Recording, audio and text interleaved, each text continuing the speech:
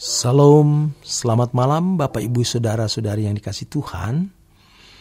Jumpa kembali dengan saya Z Ferry dalam renungan malam Pendeta Dr. Erastus Sabdono.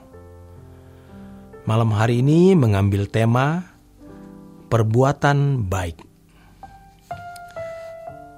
Di dalam Injil Matius 22, ketika Tuhan Yesus mengemukakan hukum yang terutama atau hukum kasih agar kita mengasihi Tuhan, Allah kita, dengan segenap hati, dengan segenap jiwa, dan dengan segenap akal budi, dan mengasihi sesama kita seperti diri kita sendiri.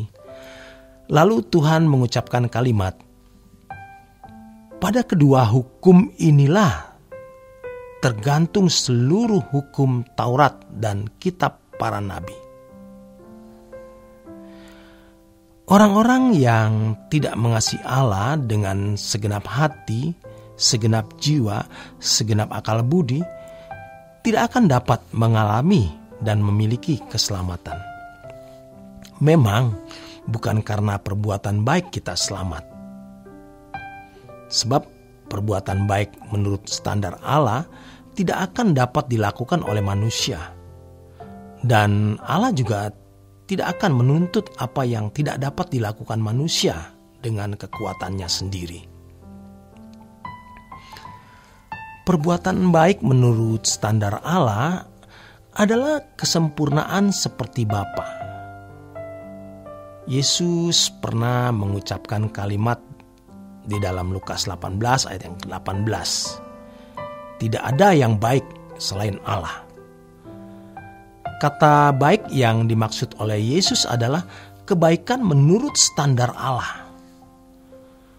Kemudian Tuhan Yesus menambahkan pernyataannya di dalam Injil Matius 19 ayat 21 sampai dengan 23 agar dia melepaskan diri dari segala ikatan dan belenggu, sehingga proses untuk menjadi baik menurut Allah dapat berlangsung.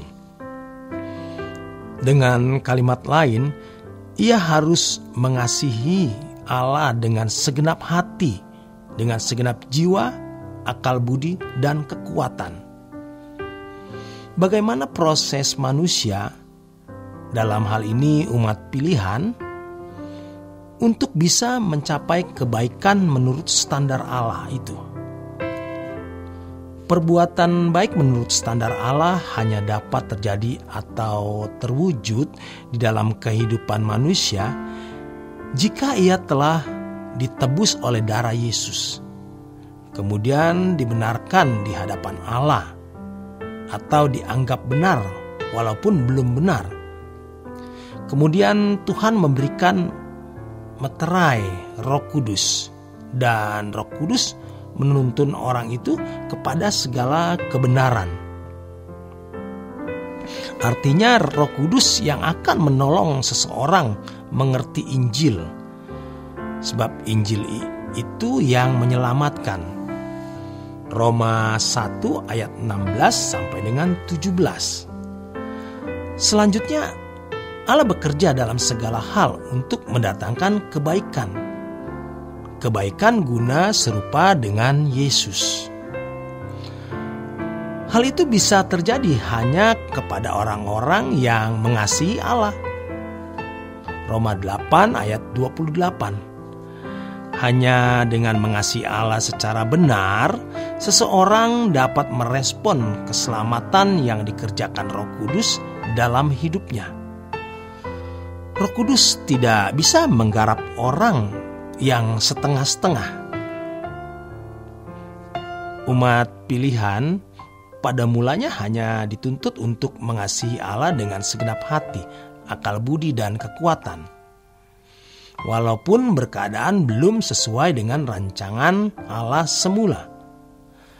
Masih rusak, masih berkodrat dosa, belum memiliki kemuliaan Allah, tetapi bisa mengasihi Allah.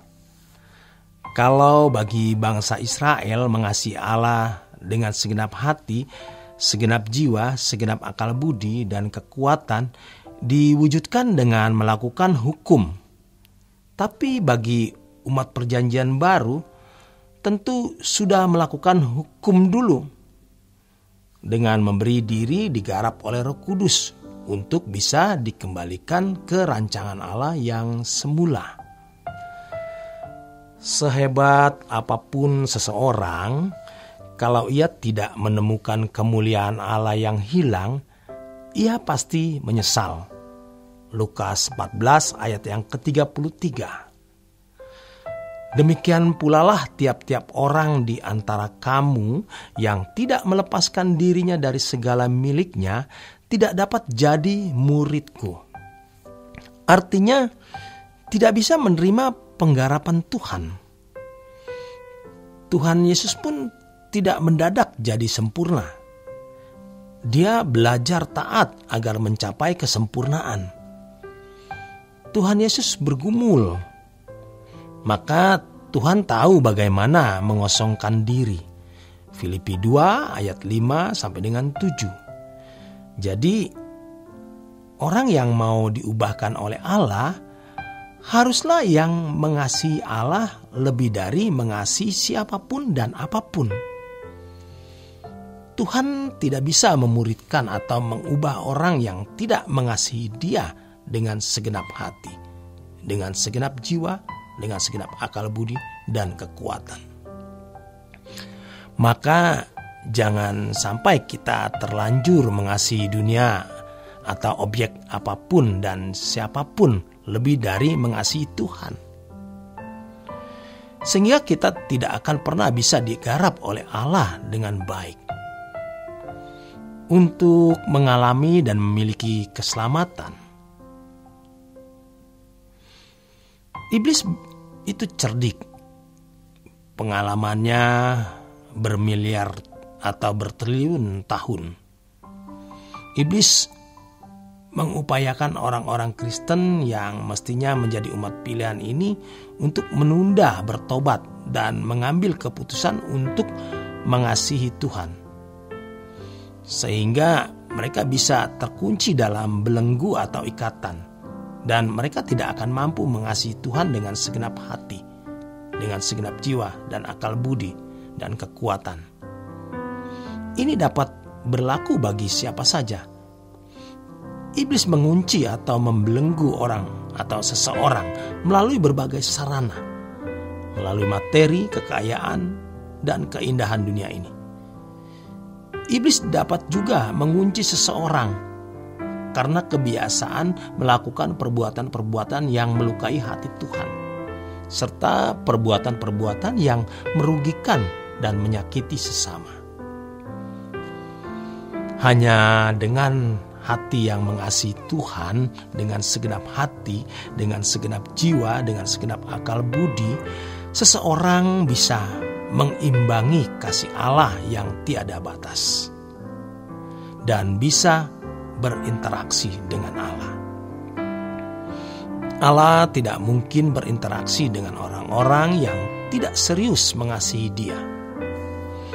Kita seharusnya berani mengatakan, "Aku mengasihi Engkau, Tuhan.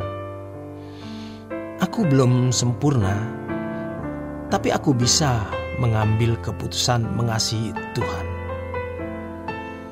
Aku mengambil keputusan untuk tidak mencintai dunia. Aku mengambil keputusan mengubah selera hidupku." Pada kesempatan ini, kita mau bertobat. Jangan menyia-nyiakan kesempatan yang ada.